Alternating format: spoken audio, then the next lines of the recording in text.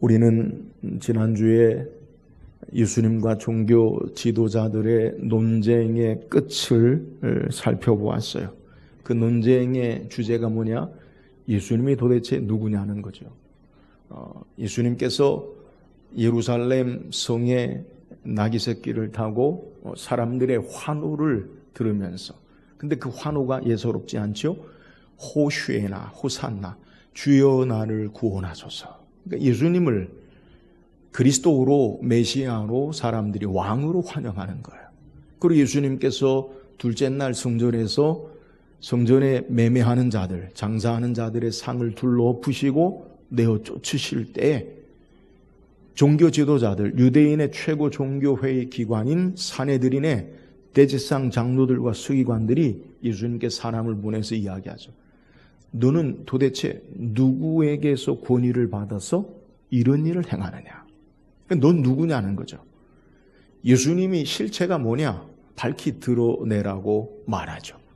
그러면서 예수님에게 이야기했을 때 우리가 지금 5가지 논쟁, 하늘로부터 오는 권위, 요한의 세례 하늘로부터냐 사람으로부터냐, 예수님이 되질문하심으로 하나님께로부터 오신 분이시다라는 것을 예수님께서 말씀하시고, 그래 이들이 질문에 답을 못하고 돌아가서 다시 상의해서 사람을 보낸 게 뭐냐? 이번에는 납세의 문제, 정치적인 문제. 그래서 로마 황제 가이사에게 세금을 바치는 것이 옳으냐 옳지 않느냐. 또 거기에서도 예수님에 대해서 그들이 만족할 만한 혐의를 받지, 그들을 올무를 내지 못하자 이제 신학적인 문제, 사두개인을 통해서 부활에 관해서 그들에게 예수님께 사람을 보내고요. 그리고 그 논쟁 가운데 다시 한 서기관이 계명 중에 어떤 것이 크냐. 그리고 예수님께서 이제 지난주에 말씀하신 내용이 뭐냐? 예수님이 이제 모든 논쟁의 종결의 끝으로 말씀하시기를, 어떻게 다윗이 그리스도를 주라라고 이야기하고 그리스도가 왕이 다윗의 자손으로 온다라고 하는 의미가 뭐냐? 여기에 대해서 예수님이 말씀하시죠. 예수님께서 말씀하신 내용이 뭐냐?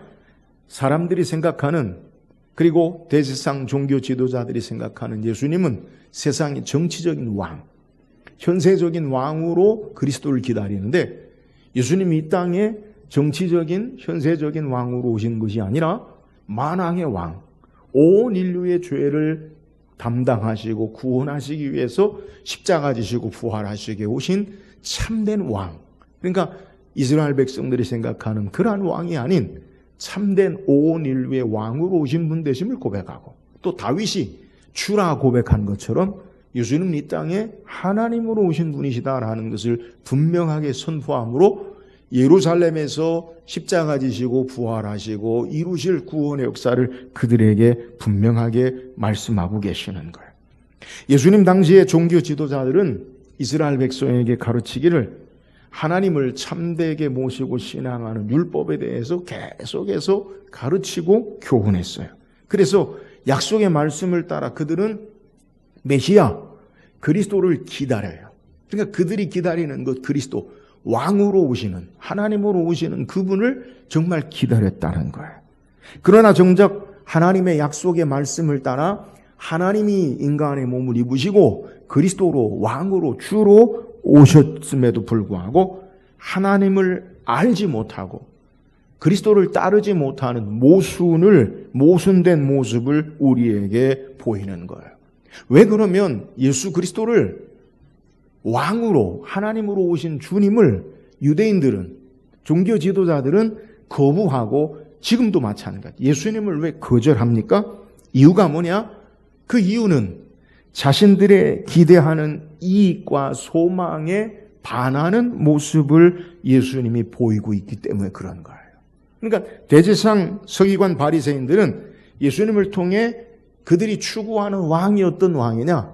실질적인 현세적인 왕을 그들은 원해요. 여기서 말하는 실질적인 현세적인 왕의 의미가 뭐냐? 지금 1세기 당시에 로마의 압제, 그리고 헤롯의 통치를 새로운 왕이 대체하는 거예요. 그러니까 그들이 눈에 보여지는 왕이라는 것은 지금 세계를 다스리는 로마 황제처럼 정치적인 군사적인 힘을 가지고 세계의 모든 것을 다 정복하고 세계의 중심이 이스라엘이 되어지고, 그러면 자기들에게 어떤 유익이 있어요? 그 그리스도와 함께 현세적인 실질적인 권력, 이익, 유익을 누리는 것, 이것이 바로 그들이 기다리는 왕이에요. 그러니까 여전히 세상의 방식인 군대와 폭력, 힘에 의해서 자기들의 유익과 이익을 가져다 줄 왕을 원하고 기다리는 거예요. 그러나 예수님은 이 땅에 그들이 원하는 예수님으로 말미암아 그들이 가지는 권력, 예수님으로 말미암아 그들이 가지는 힘, 군대의 폭력과 힘을 통해 세상을 다스리는 권세를 주시지 아니하고 섬김과 희생과 사랑과 죽으심과 부활하심으로 하나님 나라를 이루시고 온 인류의 우리의 참된 왕으로 오신 분 되시기 때문에 그들이 거부하는 거예요. 자, 오늘 예수님은 이 땅에 어떤 왕이신가? 오늘 그것을 분명하게 선포하죠. 다윗의 자손으로 오신다라는 것은 현세적인 실제적인 로마 황제를 대체하는 그런 왕이 아니다. 우리를 위해, 우리의 죄를 위해, 온 인류의 죄를 위해 십자가 지시고 죽으시고 부활하신 우리의 참된 죄악 가운데 사망의 권세 가운데 건지시는 우리의 참된 왕이시다. 그리고 예수님은 하나님이시다. 그러면 하나님, 예수님에 대한, 그리스도에 대한 참된 바른 신앙의 모습이 무엇이 되어야 하느냐, 이걸 이야기하는 거예요. 그러니까 여전히 주님을 따르면서 메시아를 기다리면서 로마 황제에게 주어졌던 세상의 권력과 힘을 나누려고 하는, 나의 이익과 기대를 따라 주님을 따르려고 하는 그러한 삶의 자세가 아니고, 주님이 이 땅에 오신 목적을 따라 참되게 그 왕을 모시고 신앙하는 자세가 무엇이 되어야 하는가, 이것을 우리에게 말하고 있는 내용이에요. 그래서 오늘 본문 말씀을 통해서 이렇게 우리의 참된 만왕의 왕 되시고 만주의 주 되시는 하나님 되시는 그리스도를 어떻게 모시고 신앙하고 따라야 하는가, 이것을 오늘 우리에게 말씀하고 있어요. 우리가 읽은 본문의 38절에서 40절까지는 서기관들에 대한 교훈을 우리에게 말씀하시고요, 40절에서 44절까지는 성전에 가난한 과부의 헌금 넣는 것에 대해서 예수님이 교훈하시는 것을 우리에게 소개해요. 언뜻 보면 두 가지 다른 사건으로 우리가 따로 떼어서 볼 수 있지만, 지금까지 이어진 전체의 내용을 살피면 예수님께서 왜 이 두 사건을 우리에게 소개하고 있느냐, 예수님을 따르는 참된 신앙의 자세에 대해서 소개하는 거예요. 그러니까 유대인들 그리고 종교 지도자들이 오해하고 있는 그리스도가 아닌 주님이 말씀하시는 참된 그리스도를 따르는데 우리가 어떤 마음의 신앙의 자세가 되어야 하느냐. 그러니까 예수님은 자신이 누구신지를 이제 밝히시고, 그렇다면 그리스도에 대한 인식, 주님을 따르는 모시는 삶의 자세, 생각이 바뀌어야 된다는 거죠. 그래서 오늘 서기관과 가난한 과부 두 극단, 서기관은 당시 종교 지도자들로 백성들의 가장 존경을 받는 그룹이에요. 가난한 과부는 당시 사회적인 가장 약자, 극단이죠. 끝과 끝 두 극단의 인물들을 통해서 주님을 따르는 참된 신앙의 자세가 무엇이냐, 그리스도를 모시고 따라야 할 신앙의 자세가 무엇이 되어야 하느냐, 이것을 우리에게 소개해요. 그래서 우리에게 두 가지로 소개하는데, 하나는 삼가라, 이런 일을 하지 마라, 삼가라. 또 하나는 따르라, 이런 모습을 따르라. 서기관의 모습은 삼가라, 가난한 과부의 삶의 신앙의 모습을 너희가 참된 그리스도를 따르는 자세다, 이것을 우리에게 소개하는 거예요. 오늘 말씀을 통해서 우리의 참된 왕 되시고 우리의 하나님 되시는 예수 그리스도를 따르는 참된 신앙의 모습이 무엇인지 묵상하고, 우리가 삼가해야 할 것, 따라야 할 것, 그것을 우리가 바르게 생각하면서 우리의 참된 왕의 왕 되시는 그리스도, 우리 하나님 되시는 주님을 따르는 저와 여러분 되기를 주의 이름으로 축원합니다. 그렇다면 먼저 주님을 바르게 믿고 따르는데 삼가해야 할 서기관들의 신앙의 모습이 뭐예요? 먼저 38절 39절 한번 읽어봅시다. 38절 39절 시작. 예수께서 가르치실 때에 이르시되 긴 옷을 입고 다니는 것과 시장에서 문안받는 것과 회당의 높은 자리와 잔치의 윗자리를 원하는 서기관들을 삼가라. 자, 예수님은 이 땅의 주와 그리스도, 하나님과 왕으로, 하나님과 참되신 왕으로 주님을 따르는 참된 제자의 모습 가운데 삼가해야 할 것을 우리에게 소개해요. 자, 본문에 삼가라라는 말은 헬라어 의미를 보면 보다, 주의하다, 경계하다, 조심하다라는 의미를 가지고 있어요. 그러니까 너희가 자세히 살펴보고 경계하고 조심해야 할 것이 무엇이냐? 그것은 서기관들을 자세히 살펴보고 조심하고 주의해라. 서기관들의 신앙. 여러분, 제가 서기관들에 대해서 계속 말씀드렸죠? 서기관들은 어떤 자들이라고요? 성경을 그대로 필사하는 자들.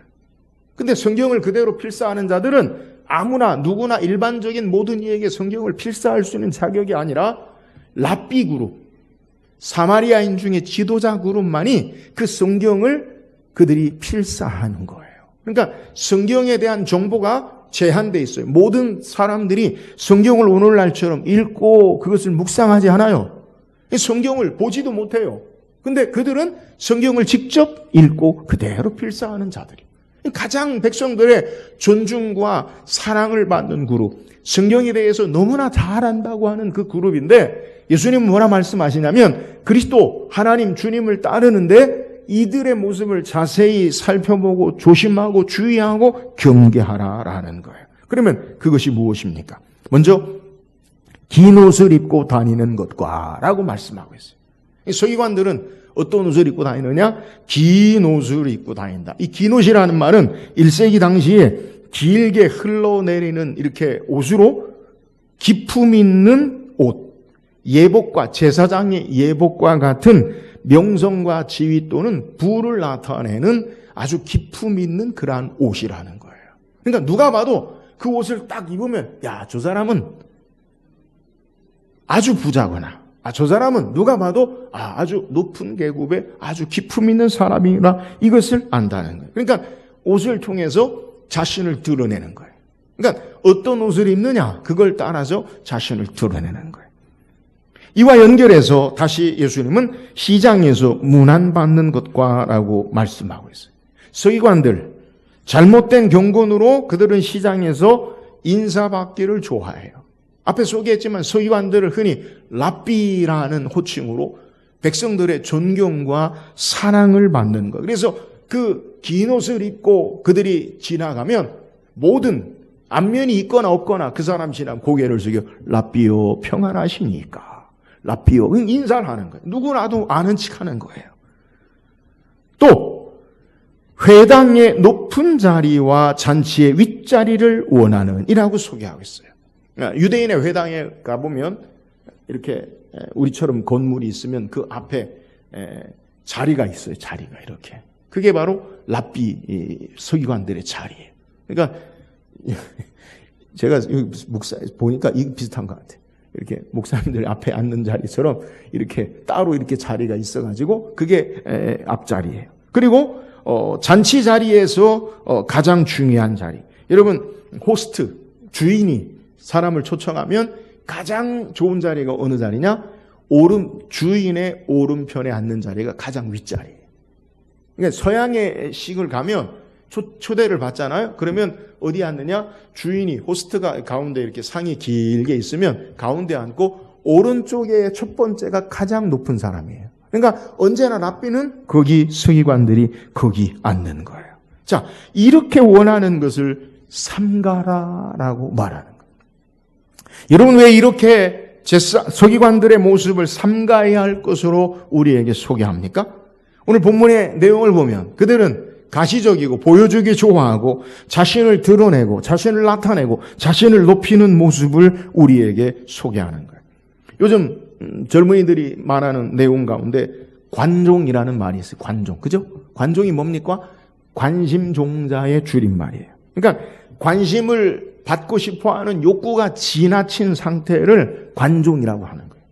근데 사람들은 누구나 자기에게 관심을 받기를 좋아해요. 물론 나는 사람들의 관심을 싫어합니다. 그런 분도 있지만 관심 받기를 좋아하고 자기를 알아주고 나타내기를 좋아하는 사람이 있어요. 그래서 SNS, 소셜 네트워크를 보면 이 관심종자들은 별짓을 다 해요. 자기를 어떻게 쓰든지 보여주기 위해서 별짓을 다 해요. 여러분, 이런 모습이 바로 서기관들의 모습이라는 거예요.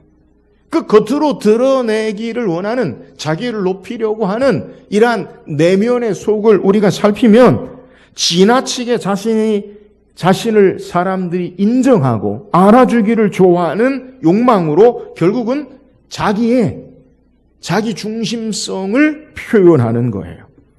자신을 알아주고 자신을 높이고 자기가 중심되는 것. 이걸 한마디로 자기 중심성이라고 이야기해요. 근데 이게 왜 문제냐? 여러분, 자기 중심성이 왜 문제냐? 이것이 바로 타락한 인간의 본성의 가장 중요한 정점인 죄악을 향하는 그러한 내용이기 때문에 그런 거예요. 여러분 기억하세요. 자기 중심성. 언제나 자기가 중심이 돼야 돼요. 자기가 가운데 해야 돼요. 내가 주인 돼야 돼요. 그래서 내가 높아지고 내가 영광받고 나를 알리고 나를 드러내는 그러한 삶의 모습, 이것이 바로 자기 중심성의 모습이라는 거예요. 근데 인간이 어떻게 이렇게 처음부터 자기 중심성이 있습니까? 여러분 기억하세요. 하나님 우리를 지으실 때는 자기 중심성이 아니라 누구 중심성으로 우리를 지으셨을까요? 하나님 중심. 그죠? 하나님이 온 우주 만물 세상을 창조하시고 하나님의 형상과 모양으로 우리를 만드시고 우리에게 모든 하나님을 대리하여 맡기셨어요. 그래서 인간은 내가 중심이 아니라 인간은 청지기 맡은 자예요. 하나님이 중심이 되세요. 그런데 타락한 인생의 본성이 뭐냐? 내가 하나님 되는 거예요. 그러므로 이제는 내가 중심이 되는 거예요. 근데 능력이 없어요. 우리가 세상을 창조할 능력이 없어요.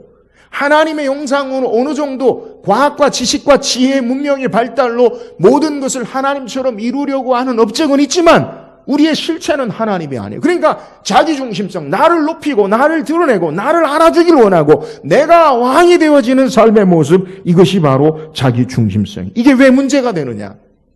우리는 마가복음 12장을 통해 서기관이 물었지요. 계명 중에 어느 것이 첫 번째, 모든 것을 대신하는 가장 우선하는 겁니까? 예수님 뭐라 말씀하셨어요? 마가복음 12장 30절에 내 마음을 다하고 목숨을 다하고 뜻을 다하고 힘을 다하여 주 너희 하나님을 사랑하라 하신 것이요. 누구를 사랑해요? 하나님을 사랑하라는 거예요.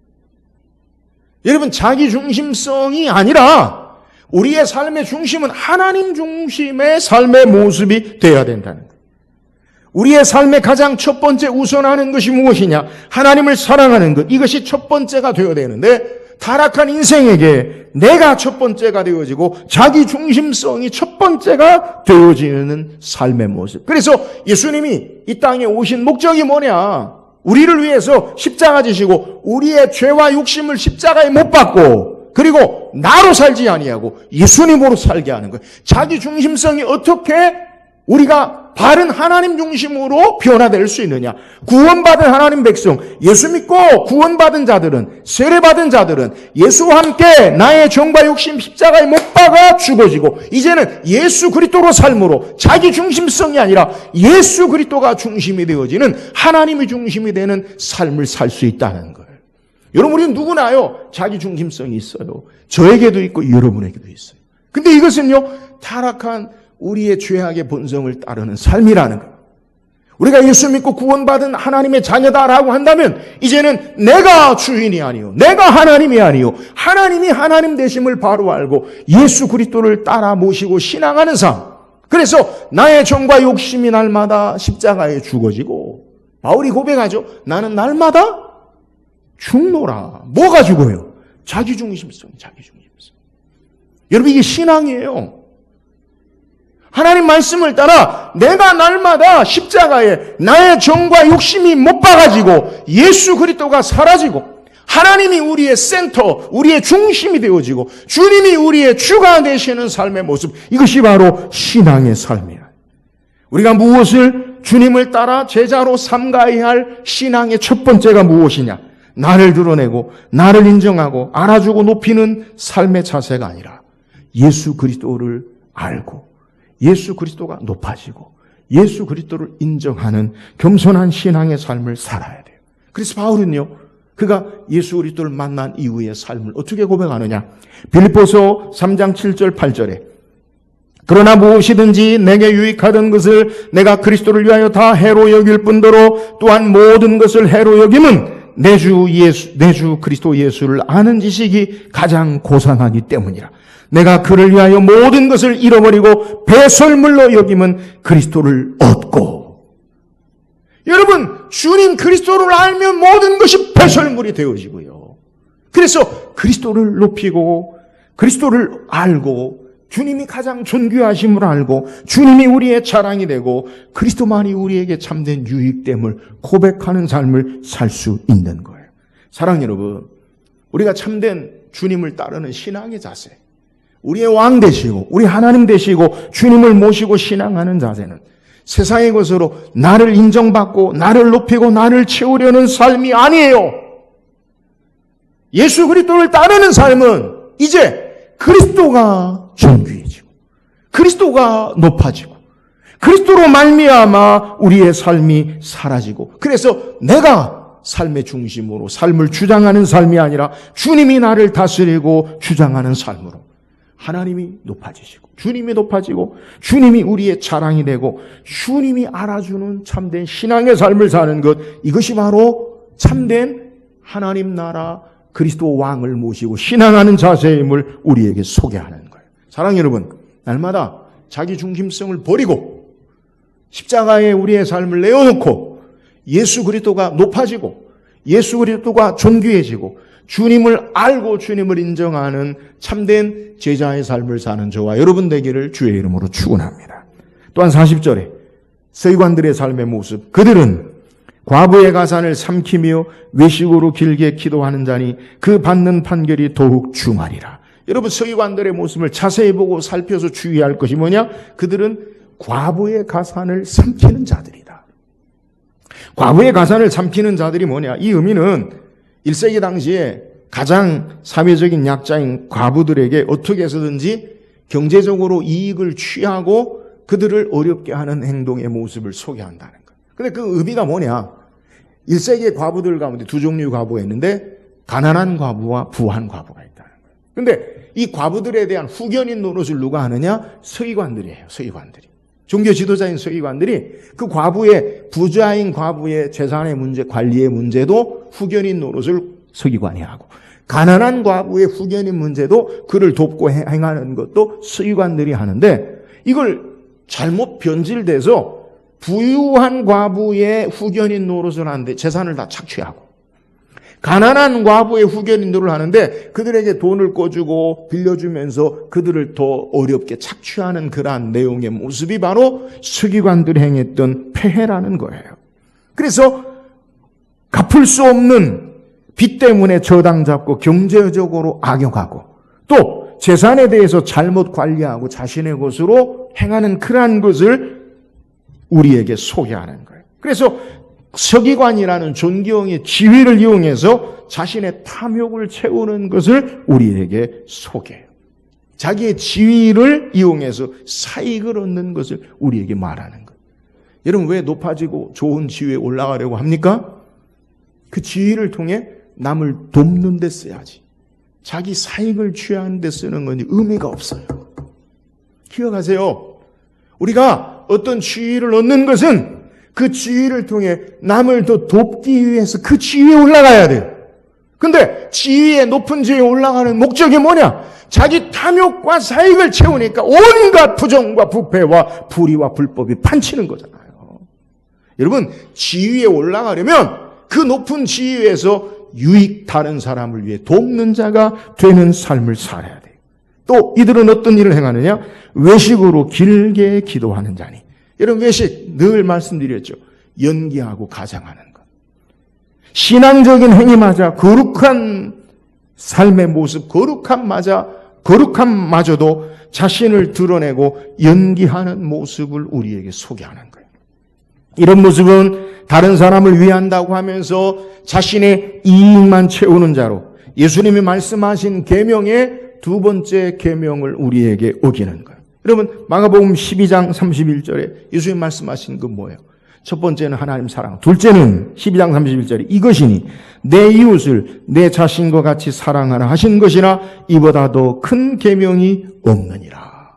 여러분 결국 서기관들의 예수님 말씀하시는 그리스도를 따르는데 삼가해야 할 모습을 무엇으로 말씀하고 계시느냐? 이들은요 첫 번째 하나님을 마음을 다하고 뜻을 다하고 힘을 다하고 성품을 다하여 하나님을 사랑하라 이것을 어겨요. 두 번째 내 이웃을 내 자신과 같이 사랑하라 하는 것을 어겨요. 서기관들은 하나님의 계명 율법을 가장 잘 아는 자요 가르치는 자들임에도 불구하고 하나님의 계명과 상관없이 그들의 삶은 하나님의 말씀과 상관없이 말씀을 따르지 않는 이들의 행동을 삼가라. 예수님 이렇게 말씀하는 거예요. 사랑하는 여러분, 저와 여러분의 신앙의 모습 가운데도 하나님 말씀이 만에만 있고 마음에만 없고 말씀을 삶에 실천되고 순종하지 않고 살아간다면 우리도 서기관 같은 모습이라는 것을 깨달아야 돼요. 저는 말씀 묵상하면서 누가 가장 서기관 같을까?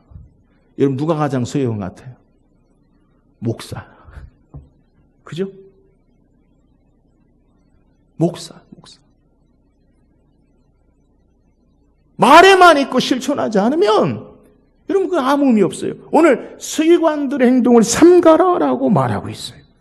서기관의 모습을 삼가고 저와 여러분은 날마다 주님이 나를 다스리게 하시고 나의 자기 중심성, 내가 하나님 되고 나를 높이는 삶이 아니라 주님이 하나님 나의 주가 되시고 주님이 높임 받으시고 주님이 영광 받으시고 주님이 알아주시는 삶을 살고 이웃을 착취와 탐욕의 나의 유익을 위한 수단의 대상이 아니라 내 몸처럼 자기 몸처럼 사랑함으로 주님을 따르는 참된 신앙의 주님을 따르는 제자의 삶을 살기를 주의 이름으로 축원합니다. 그렇다면 우리가 따라야 할 제자의 모습은 뭐예요?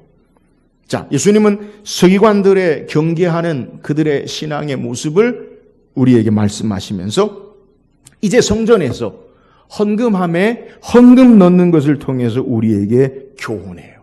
이 헌금함은 성전에 어디에 위치하고 있느냐? 맨 바깥에 이방인의 뜰이 있고요. 이방인의 뜰을 지나면 여인의 뜰이 있는데 여인의 뜰에 헌금함이 위치해 있어요. 이 여인의 뜰에 성전에 13개의 헌금함이 있는데 모양이 처음 주둥이 모양이 나팔 모양으로 되어지고 그리고 처음엔 크고 안으로 이렇게 좁아지는 이러한 모습으로 대부분 노스로 만들어진 헌금함으로 그렇게 이야기해요. 그런데 이 본문 중에 이 헌금하는 사람들 중에서 예수님이 보시는데 여러 부자와 가난한 과부의 헌금하는 것을 예수님 보세요. 자, 41절 42절 읽어보세요. 시작. 예수께서 헌금함을 대하여 앉으사 무리가 어떻게 헌금함에 돈 넣는 것을 보실세. 여러 부자는 많이 넣는데 한 가난한 과부는 와서 2렙돈 한 구두란트를 넣었는지라. 자, 예수님께서 여러 사람의 돈 넣는 것을 보지요. 근데 특별히 예수님이 언급하시는 것이 성경에 여러 부자들이 넣는 것. 그리고 한 가난한 과부가 얼마를 넣어요? 정확히 2렙돈 넣는 것을 보세요. 그런데 예수님이 주목하시는 것은 여러 부자들이 넣는 헌금함에 대해서 예수님이 말씀하지 않으시고 한 가난한 과부의 2렙돈에 대해서 예수님께서 말씀하시고 언급하시고 교훈하시고 칭찬하시는 것을 우리에게 소개해요. 여러분 우리 예수님이 무엇을 보시느냐 여기에 대해서 우리에게 말하고 있는 거예요.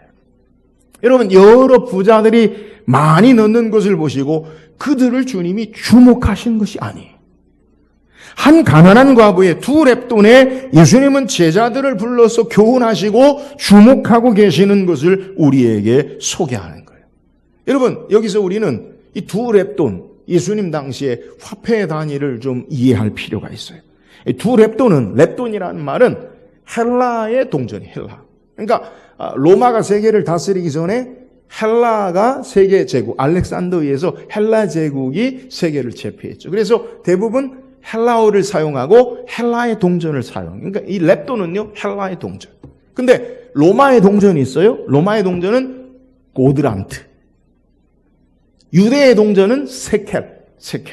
그러니까 1세기 당시에 이 세 개의 동전이 사용되어 헬라의 동전은 렙돈, 로마의 동전인 고드란트, 그리고 유대인들이 사용하는 세켈을 사용해요. 근데 성전에서는 어떤 동전만 사용할 수 있느냐?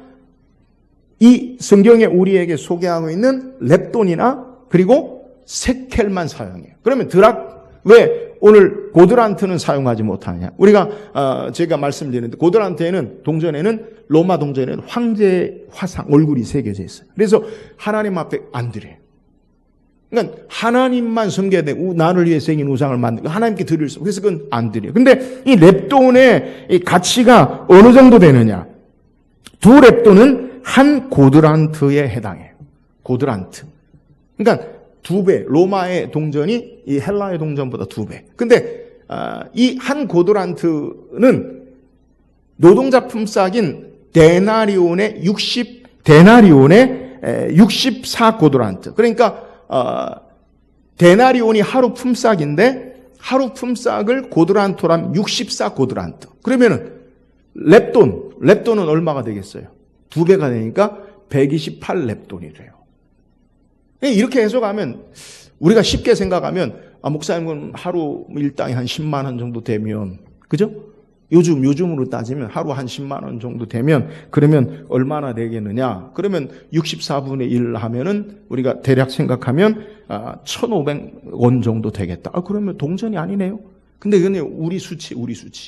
그러니까 우리가 OECD 선진개발도상국에 우리 선진국에 가는 1인당 그 생산 금액을 하면 선진국이 3만 불을 넘으면 된다는 거죠. 그죠? 3만 불 정도 계산하는 그 돈이 바로 하루 일당 10만 원 되는 거예요. 그러면 저개발국 그리고 1세기에는 얼마나 되겠느냐? 이걸 따져야 돼요. 그러면 대부분요, 1세기에 10,000불도 안 돼요. 지금도 10,000불 안 되고 5,000불 이상, 5,000불밖에 안 되는 그러한 저개발 국가도 많이 있다는. 그러니까 1세기 당시에 따지면 그러면 렙돈은요 많이 쳐줘야 100원, 200원밖에 안 되는 거예요. 많이 쳐줘야. 더 이하로 쳐주면. 그러니까 5만 원, 3만 원, 하루 만 원, 한 달에 10,000원으로 사는 사람도 많아요. 지금도. 1세기 당시에 화폐로 따지면 그러면 거의 100원도 안 되는 동전, 10원, 20원 아니면 50원. 정확히는 우리가 추정할 수 없지만 그런 금액, 그러니까 아주 보잘것없는 금액이라는 거예요. 성전에서 동전을 넣을 때 앞에 설명한 대로 노수로 만들어져서 동전을 넣으면 동전과 동전이 부딪히니까 소리가 나죠. 딸랑 소리가 나는 거예요. 당시에는 물론 금화도 있고요, 은화도 있어요. 여러 부자들, 금화, 지금도요, 금화로 만든 동전은 고대의 동전은 뭐 수억의 가치가 있기도 한데 예수님 당시에도 이 금화는요, 아주 큰 가치가 있는 거예요.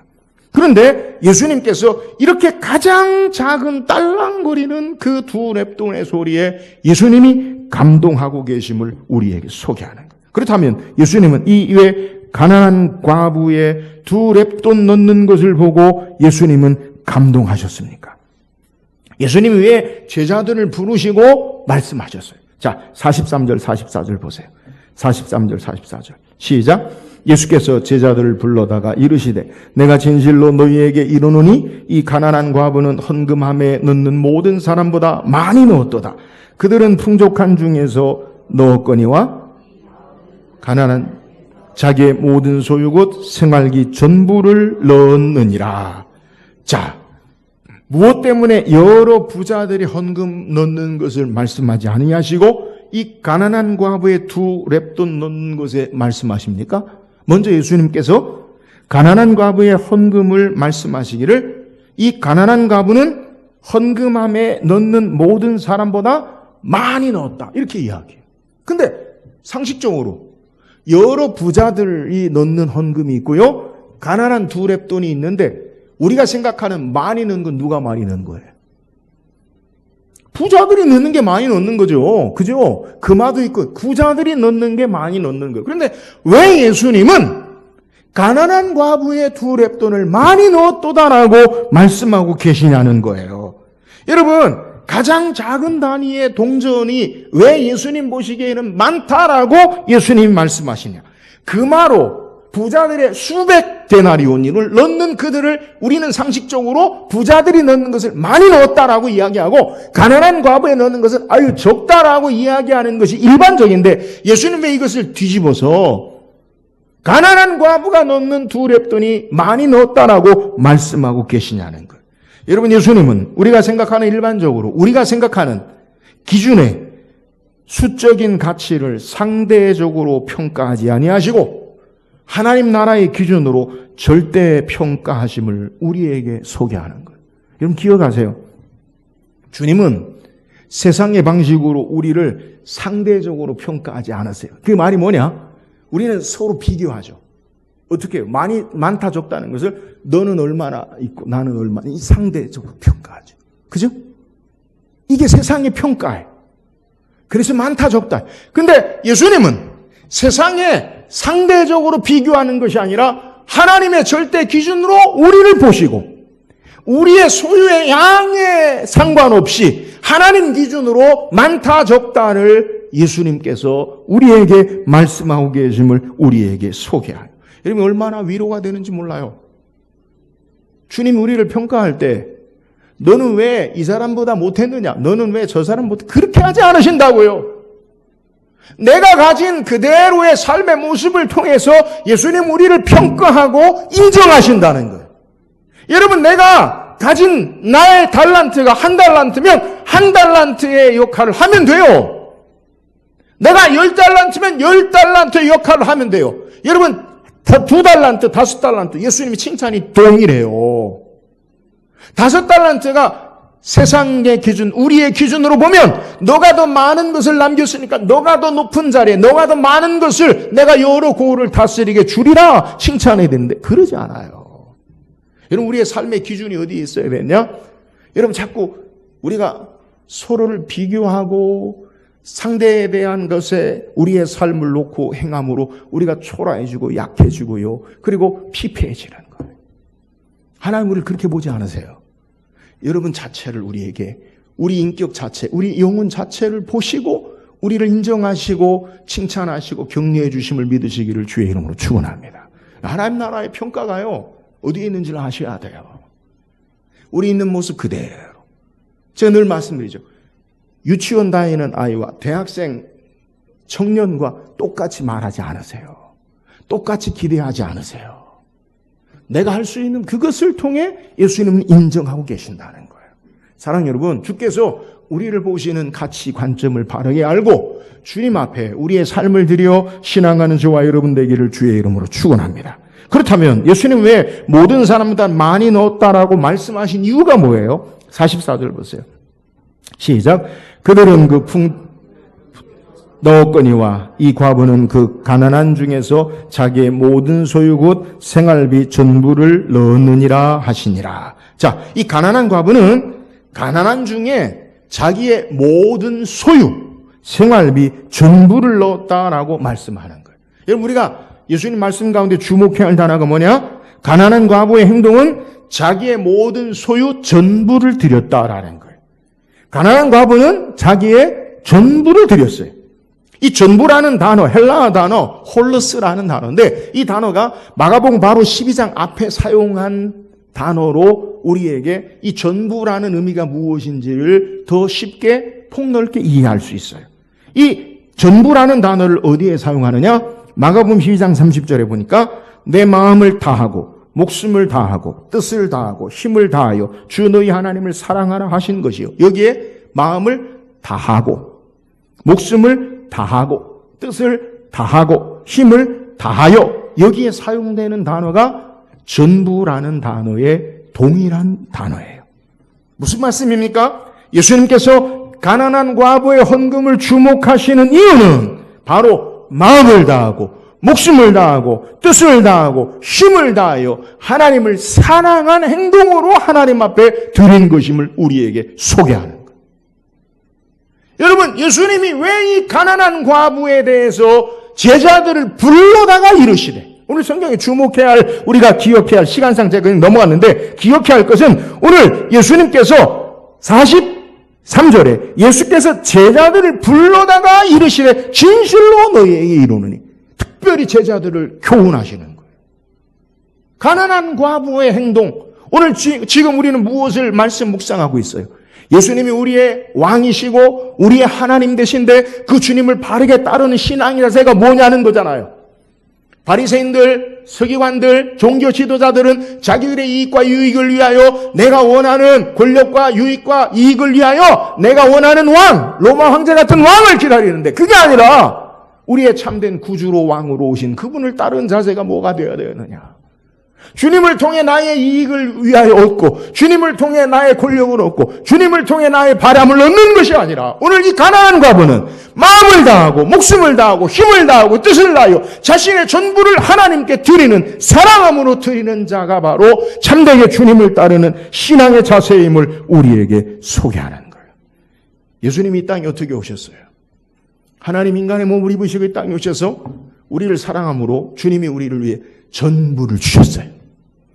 우리가 어떻게 주님을 사랑합니까? 그 사랑을 따라 우리도 하나님의 말씀을 따라 마음을 다하고 목숨을 다하고 힘을 다하여 하나님을 사랑함으로 우리의 삶을 드리는 것, 이것이 바로 주님을 따르는 참된 신앙의 자세가 되어야 된다는 것.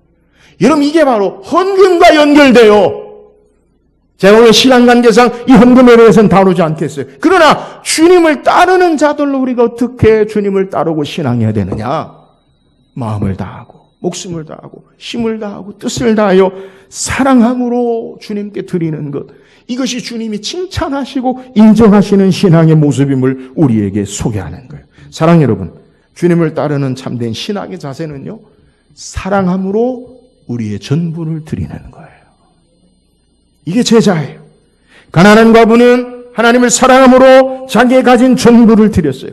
사랑하지 않으면 행할 수 없는 행동이, 사랑이 아니면 이렇게 행할 수 없어요. 제가 오늘 말씀드리죠. 이 가난한 과부가 어떻게 살았을까요? 굶어 죽었을까요? 다 드렸으니까. 아니에요. 하나님이 살리시고 축복하셨을 거예요. 사랑하는 여러분, 오늘 주님을 따르는 참된 신앙의 자세가 뭐예요? 전부를 내어 드리는 거예요. 왜요? 주께서 우리를 위하여 전부를 주셨어요. 사랑함으로. 그 사랑을 알고 하나님을 사랑함으로 우리도 우리의 삶을 전부를 드리는 삶으로 주님을 따르는 신앙의 자세가 되어져야 함을 우리에게 소개. 예수님 누구세요? 만왕의 왕, 만주의 주로 오신 나의 주, 나의 하나님 되세요.